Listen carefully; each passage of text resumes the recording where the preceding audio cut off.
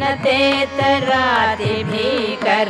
नवोदिताकभास्वरं न मत्सुरारिनिर्जरं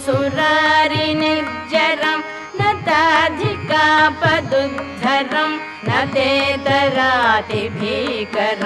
नवोदिताकभास्वरं न मत्सुरारिनिर्जरं